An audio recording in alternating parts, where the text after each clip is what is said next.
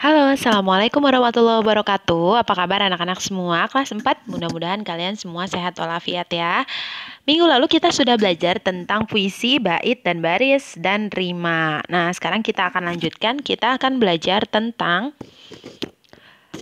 menggunakan tanda jeda dalam mendeklamasikan puisi dan menyebutkan langkah-langkah mendeklamasikan puisi. Jadi sebetulnya hari ini kita akan belajar deklamasi puisi. Oke, lanjut. Apa itu deklamasi puisi? Jadi deklamasi puisi itu berarti membacakan puisi yang disertai dengan gerak dan mimik yang sesuai. Jadi harus sesuai antara isi puisinya dengan ekspresi atau gerak tubuh kita gitu. Nah, bagaimana sih cara mendeklamasikan puisi? Jadi ada 4 cara kalau kita akan mendeklamasikan puisi. Yang pertama, memahami isi puisi. Jadi teman-teman harus memahami dulu sebetulnya isi dari puisi tersebut itu apa. Kemudian suasana dalam puisi itu apa. Apakah suasananya sedih, apa suasananya terharu, atau suasananya bahagia. Jadi itu akan menentukan ekspresi apa yang harus kita tampilkan ketika kita membaca puisi. Yang kedua, memberi tanda jeda. Nah, tanda jeda ini nanti akan Ibu bahas setelah ini ya. Kemudian yang ketiga, memperhatikan intonasi, tempo, irama, dan pelafalan. Dan yang keempat adalah memperhatikan ekspresi. Nah, ekspresi ini tadi berhubungan dengan kalian harus paham dulu isi puisinya apa, baru kita bisa tentukan ekspresi apa yang harus kita gunakan saat mendeklamasikan puisi. Oke, lanjut. Nah, ini kita belajar tanda jeda ya. Agar puisi dapat tersampaikan dengan baik, kita harus membacanya dengan lantang dan jelas. Saat membaca puisi, kita memerlukan sedikit waktu untuk mengambil napas. Waktu saat mengambil nafas itulah disebut jeda. Jadi jeda itu simbolnya garis miring 1, garis miring 2, dan garis miring 3. Tanda jeda yang diperlukan sebagai penanda waktu yang tepat untuk berhenti saat membaca puisi. Yang pertama, garis miring 1 itu berhenti sesaat untuk bernafas seperti tanda koma. Jadi kalau teman-teman baca puisi itu enggak juga bacanya dari awal sampai akhir, tidak ada berhentinya sama sekali, itu juga enggak ya. Jadi baca puisi itu berbeda, tidak seperti membaca koran atau seperti membaca dongeng. Yang kedua, berhenti agak lama. Nah, ini fungsinya seperti hampir sama seperti tanda titik. Dan yang ketiga adalah berhenti lama sekali. Biasanya digunakan di akhir baris puisi, gitu. Untuk lebih jelasnya kita lihat ke contoh selanjutnya. Nah, baik teman-teman, di sini ada contoh puisi karyanya Reza dengan judul Simpuh. Jangan lupa kalau teman-teman mau bereklamasi puisi itu sebutkan judulnya, kemudian sebutkan juga nama pengarangnya ya teman-teman. Bu, kalau misalnya pengarang pribadi gimana ya? Nggak apa-apa disebutkan aja, nama teman-teman juga harus tetap disebutkan. Nah, di sini Ibu ambil contoh, sudah ada garis miringnya di sini. Maaf, bukan garis miring, tapi sudah ada jedanya, sudah tanda jedanya. Jadi teman-teman bisa coba mengikuti tanda jeda yang ada di sini. Oke, Ibu contohkan ya. Simpuh, karya Reza. Malam yang sunyi sepi, senyap diterkam gulita tanpa suara.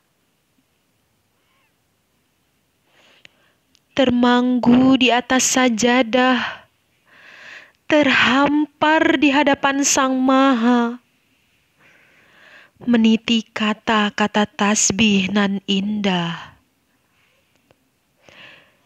Di sepertiga malam, padamu ku bersimpuh, pasrah, dan berserah.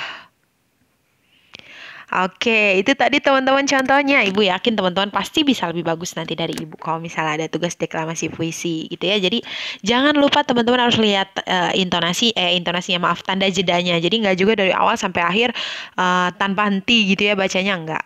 Oke.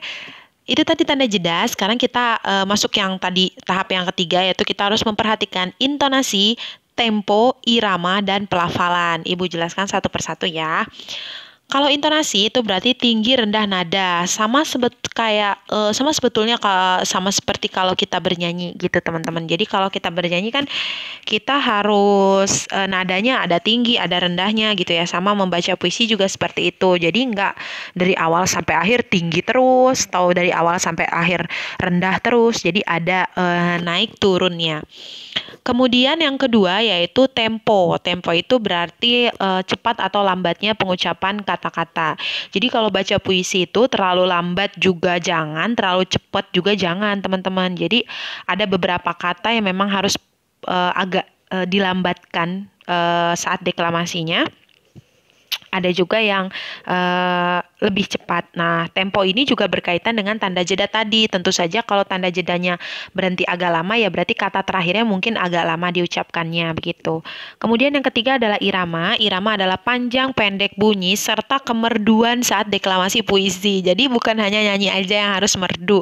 Deklamasi puisi juga harus merdu. Tapi semua orang itu bisa, teman-teman, baca puisi. Kalau misalnya bernyanyi, kadang aku suaraku kurang bagus, jadi kalau misalnya nyanyi kurang bagus, ada mungkin yang seperti itu. Tapi kalau baca puisi enggak. Insya Allah semua jenis suara itu bisa kok ibaratnya baca puisi gitu. Jadi merdu di sini tuh bukan berarti merdu yang harus seperti artis-artis papan atas gitu, enggak ya teman-teman. Jadi hanya lebih ke penekanan dalam bait-bait puisi. Kenapa?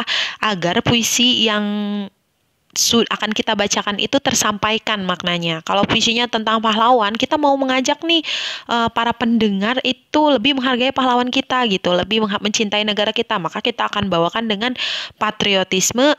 Dan kalau memang ada kalimat-kalimat yang seperti menceritakan pahlawan yang gugur, kita bisa ikut bersedih juga. Nah, itu bisa kita luapkan melalui ekspresi gitu.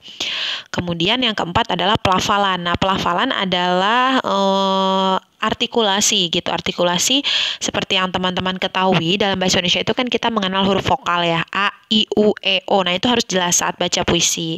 Sama seperti kalau kita bernyanyi itu kan juga artikulasinya harus jelas.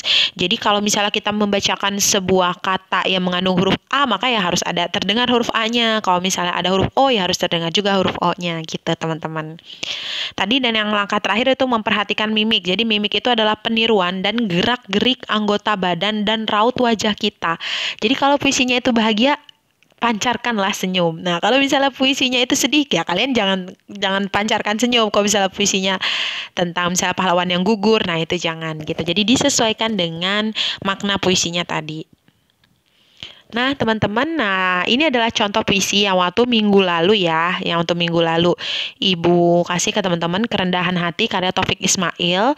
Makna dari puisi ini kan bahwa kita itu harus jadi diri sendiri dan harus berbuat baik pada semua orang, seberapapun, maksudnya tidak membatasi apakah kita itu seorang presiden atau bukan, apakah kita orang kaya atau bukan gitu. Jadi kerendahan hati ini, untuk puisi kerendahan hati ini mengajarkan kita agar kita senantiasa rendah hati dan jadi diri sendiri.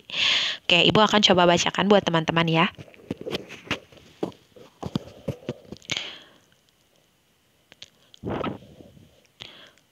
Kerendahan Hati karya Taufik Ismail. Kalau engkau tak mampu menjadi beringin yang tegak di puncak bukit, jadilah belukar, tetapi belukar yang baik, yang tumbuh di tepi danau. Kalau kau tak sanggup menjadi belukar, jadilah saja rumput, tetapi rumput yang memperkuat tanggul pinggiran jalan. Kalau engkau tak mampu menjadi jalan raya, jadilah saja jalan kecil, tetapi jalan setapak yang membawa orang ke mata air. Tidaklah semua menjadi kapten. Tentu harus ada awak kapalnya. Bukan besar atau kecilnya tugas yang menjadikan kita tinggi. Tinggi, rendahnya nilai dirimu. Jadilah saja dirimu sendiri, sebaik-baiknya dari dirimu sendiri. Nah, itu tadi salah satu contoh puisi kerendahan hati karya Taufik Ismail. Insya Allah Ibu yakin teman-teman itu pasti bakalan lebih bagus lagi dari Ibu baca puisinya. Oke, kita lanjut. Nah, ini adalah poin penting yang teman-teman harus ingat ya. Bacalah puisi itu dari dalam hatimu, tidak perlu malu. Apalagi teman-teman ngerasa kayak, aduh aku tuh nggak pernah baca puisi, misalnya gitu, nggak apa-apa. Semua orang itu belajar. Tidak, kalau salah dalam belajar itu wajar teman-teman, daripada kita itu malu bertanya sesat di jalan. Jadi kalau teman-teman baca puisinya ada yang salah atau kurang maksimal itu wajar sekali karena kita masih dalam tahap belajar gitu. Kemudian jangan takut salah ya karena tidak ada yang salah saat belajar puisi. Jadi nggak usah takut salah. Nah, kita sampai pada slide akhir yaitu tugasnya. Tugasnya silakan teman-teman buat video pembacaan puisi. Puisi yang dibacakan boleh hasil karya pribadi teman-teman, temanya bebas, boleh yang waktu minggu lalu ya itu boleh. Atau puisi kerendahan hati karya Bapak Taufik Ismail juga boleh. Nanti linknya akan menyusul ya. Jadi teman-teman boleh buat dulu videonya, nanti linknya menyusul. Nah, untuk video pembuatan puisi ini paling lambat tanggal 22 Februari. Ini untuk penilaian keterampilan ya. Jadi teman-teman ingat tidak ada yang salah dalam membaca puisi. Semua orang punya ekspresi, semua orang punya imajinasi.